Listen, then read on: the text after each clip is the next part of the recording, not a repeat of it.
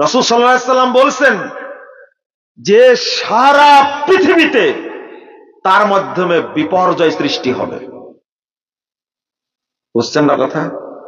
ভালো ছেলে পেলেন, বিয়ে দিলেন না, কারণ ও যে মদ খায় না, যে ও যে আমেরিকায় থাকে না, ও যে ইন্টারন্যাশনাল চোর না, ও যে কানাডায় থাকে না, বিয়ে দিলেন না আপনি।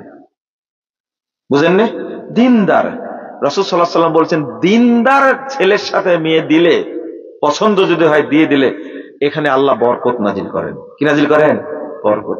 রাসূল সাল্লাল্লাহু আলাইহি সাল্লাম বলছেন, মহিলাদের ব্যাপারে পজিটিভ বলবো না আজকে, একটা হাদিস বলি, আযামুন নিসা বারাকা আইসারুহুন্না মাউনা। আল্লাহু আকবার। সবচেয়ে বরকতপূর্ণ মহিলা তারা যাদের চাহিদা সবচেয়ে কম, আল্লাহ এদের কারণে বরকত দান করেন।